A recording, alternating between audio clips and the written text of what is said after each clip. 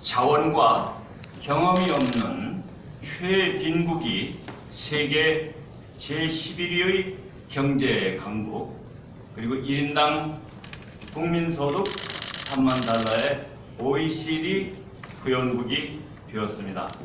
그것도 6.25 동란을 겪은 폐허 속에서 이루어낸 것입니다.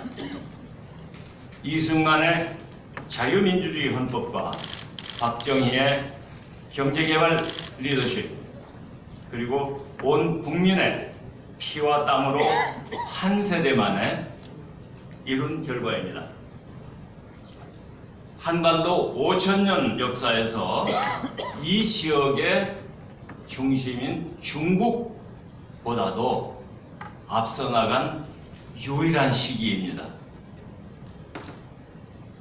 서로 똑같이 피를 나눈 한반도에서 왜 북한은 실패로 끝났고 대한민국은 세기의 성공 사례를 만들었습니까? 세계의 기적을 이룬 근본 자산은 자유 그리고 개방에 있었습니다. 이제 다시 세계의 기적에 불을 붙일 때가 되었습니다. 자유의 애국 시민 여러분, 르네상스와 산업혁명 이후에 유럽 문명이 세계 중심으로 떠오를 때 한반도는 지구의 가장 구석에 있었습니다.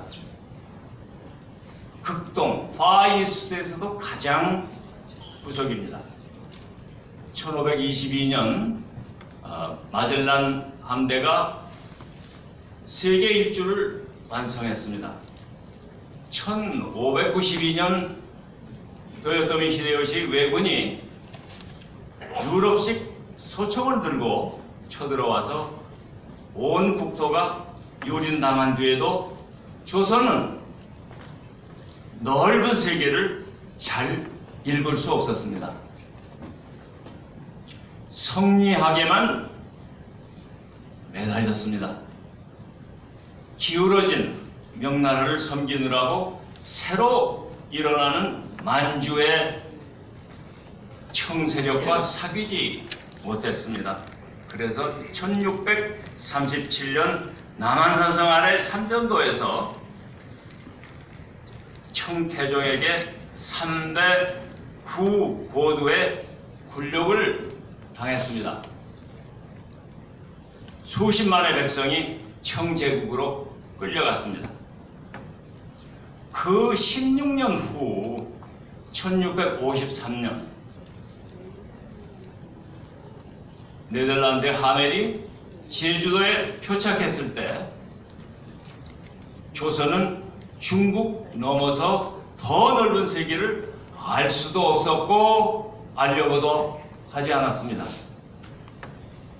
하멜이 조선을 탈출해서 본국으로 돌아가서 쓴 체험기는 조선을 은자의 나라, 허밋 킹덤이라고 불렀습니다. 중국 문화권의 변경에 있던 일본은 대조적이었습니다. 포르투갈, 스페인, 그리고 이어서 네덜란드의 검선들이 말라카 해협을 지나서 타이완을 거쳐서 일본 열도에 빈번하게 도착한 것을 눈으로 보고 바로 그 문물을 받아들여서 앞서 나간 것입니다. 다시 200년이 지나서 1853년 페리 제독이 미국의 포경선에 물하고 석탄을 달라고 일본의 문호 개방을 요구했을 때 일본의 사스마 그리고 초슈의 하급 무사들이 쇄국 정책에 안주하던 도쿠가와 막부를 밀어냈습니다. 그래서 메이지 유신을 단행했습니다. 문호를 개방하고 선진 문물을 열심히 도입하였습니다. 조선은 선진 문물의 실상과 국제사회의 지정학을 이해하지 못하고 우물 안의 개구리처럼 계속 살았습니다. 결과는 다시 일본의 제국의 식민지라는 불력이었습니다. 대항해 시대 극동의 구석에 놓였던 조선의 비극이었습니다. 자유애국 시민 여러분, 대한민국 70년의 성공사는 미국을 중심으로 하는 해양 세력의 일원이 되었기 때문입니다. 근본 작동 원리는 자유, 그리고 추구하는 구조는 개방된 사회였습니다. 자유와 개방 속에서 시민들이 창의력을 발휘하게 됩니다. 사회는 부강하게 됩니다. 국제사회도 상호 충돌이 줄어듭니다. 1917년 볼셰비키 혁명으로 정권을 잡은 소련 중심의 공산권과 자유진영 간에는 오랜 기간 냉전이 지속되었습니다. 능력껏 일하고 원하는 만큼 나누자는 공산주의의 이상은 자유의 결핍 때문에 결국 질식으로 끝났습니다. 계급이 없다는 평등사회가 오히려 공산당의 지배 계급과 피지배 계급으로 나뉘고 일반 시민의 근로의욕은 사라져버렸습니다. 그 결과가 1989년 이후 공산권의 몰락입니다. 종주국이던 러시아의 경제력이 지금은 한국을 넘지 못합니다. 북한도 예외가 아닙니다. 김정은은 정권을 잃지 않기 위해서 오히려 폐쇄 정책과 포갑 정치를 강화하고 있습니다. 실패한 북한 정권이 개혁 개방을 통하여 자유를 받아들이지 않는 이상 남북 간의 평화 경제라는 구상은 허황한 사교육에 지나지 않습니다. 지금 문재인 정권은 종북 주사파가 주도한다고 합니다. 경제정책이건 대북정책이건 동맹정책이건 모두가 북한의 입장을 배려하고 끌려다니기만 하는 것으로 보입니다. 미국의 동아시아 전문가 고든 창은 언론 인터뷰에서 문재인 정부가 대한민국을 파괴하여 북한과의 연방제 통일을 추진하려 한다고 분석하였습니다. 그리고 문재인을 북한의 에이전트로 의심하였습니다. 지금 한사코 조국이라는 범죄 혐의자를 법무장관에 임명한 자유를 뺀 대한민국 헌법의 개정안을 다시 추진하려는 욕심일 것입니다. 북한 정권은 핵포기 의사가 전혀 없는데 문재인은 제재 완화를 해달라는 김정은의 대변인 노릇을 하고 있습니다. 북한의 소위 민족끼리라는 구호에 동조하여 자유민주주의 수호의 동반자로 삼아야 할 일본을 적대시하려 합니다. 지난 8월 23일 난데없이 한일정보보호협정 지소미아를 파기 통보하여 한미일 안보협력 체제는 형해화되고 한미동맹의 원활한 운영에도 심각한 차질이 발생하게 되었습니다. 이야말로 양정철의 보고서처럼 친일, 반일 프레임이 국내 정치에 엄청나게 유리하다는 정치공학의 산물입니다. 한미 간에도 동맹국이라고 하기에는 의심스러운 심각한 갈등이 노출되고 있습니다. 오죽하면 미국의 고위관리가 실망한다는 표현을 반복해서 얘기하고 심지어 거짓말쟁이라는 막말로 반박하겠습니까? 반미운동이 점점 거세집니다. 한미동맹과 한일협력이라는 이륜의 수레바퀴가 뒷받침했던 대한민국의 성공이 점점 위태로워지고 있습니다.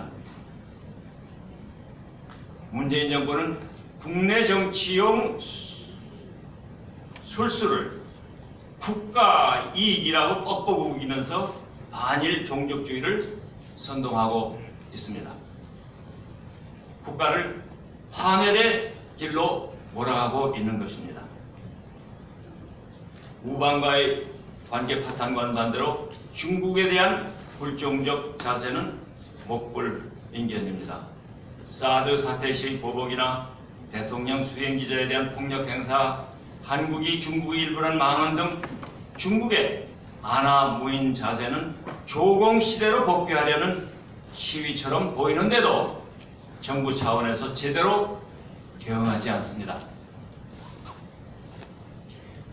자유애국시민 여러분, 지금 동북아를 둘러싼 정세구도는 북, 중, 러의 대륙 세력과 미, 일, 인, 호주의 태양 세력의 각축이 전개되고 있습니다.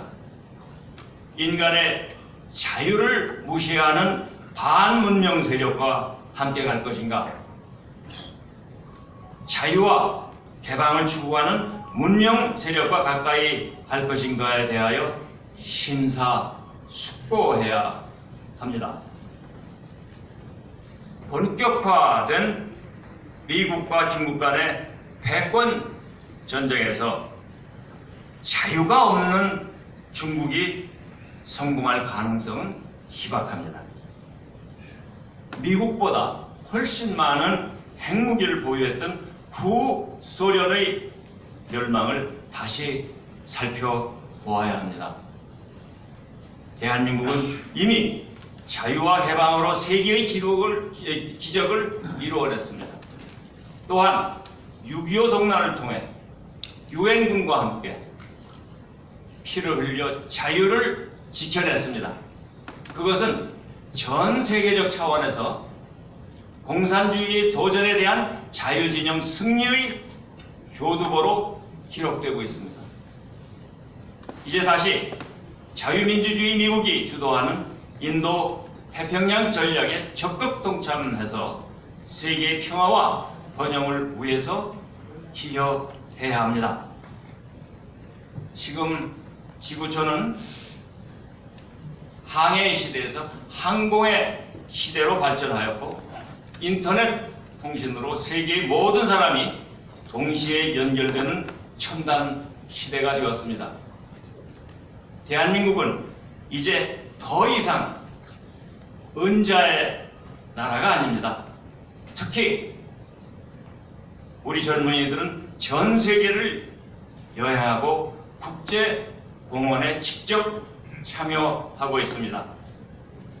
한국의 연간 해외 여행자 수가 작년 2,900만 명에 달했습니다. 일본의 경우는 1,800만 밖에 되지 않습니다. 비교해 보세요. 이 대한민국을 자유가 없는 폐쇄 사회로 돌릴 수도 없고 돌려서도 절대 안 됩니다. 자유를 죽이면 그것은 공산권 몰락과 같은 불행을 초래할 것입니다. 자유의 기본을 되찾으면 대한민국은 이제 재도약이 가능합니다. 세계의 기적에 다시 자유의 불을 지펴야 합니다. 그것이 번영을 위한 길이고 우리 젊은 청년들의 미래를 위한 유일한 길입니다. 감사합니다.